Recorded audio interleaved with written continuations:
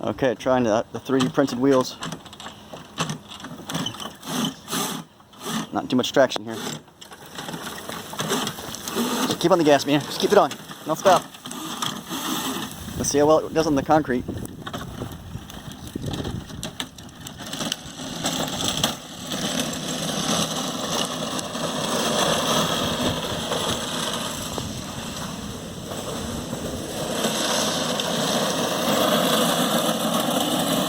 Printed wheels out of PETG.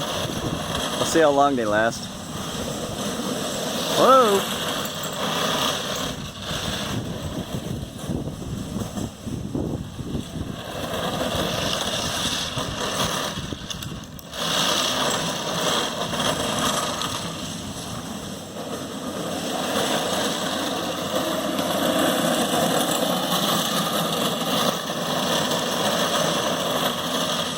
It is a whole lot quieter than it used to be, that's for sure, but the wheels are currently round.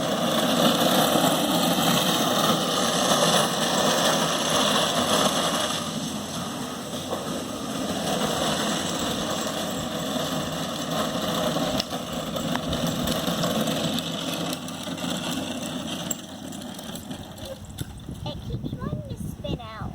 Yeah, that's the thing I was afraid of, because the PETG is so hard. You just can't even give it full power, can you?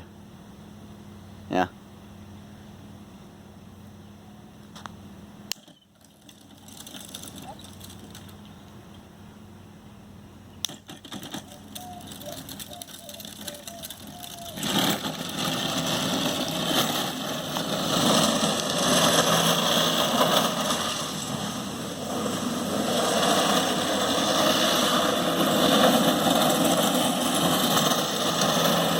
Way overpowered too. I mean, she's probably giving it quarter to half throttle.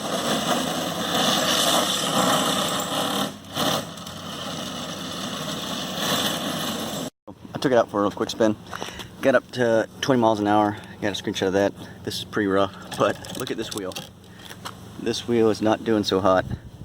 And I think it's because I was driving over rough stuff and it was banging it pretty hard. And it was printed with this side down. So this way is pretty strong. But actually, I remember this print. This print had, yeah, you can see it. It's got a bad section in it right there. I don't know if you can see that. This print screwed up somehow or lost a layer or something, so that might be why it broke. And this wheel on this side was really good, and that might be why this wheel still looks good.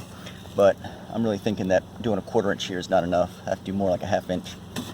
It's a little warm. So, they seem to work. But I want to put a rubber cushion around them to see what that does. But motor's still super cool. This is a little bit warm, and this motor is a 1000-watt motor. Let's see, it's 48 volt 20 amp rated motor, and I'm putting, I believe, what is this? This is a 30 amp controller, so I'm putting 60 volts 30 amps, which is 1800 watts, so pretty close to 2 kilowatts.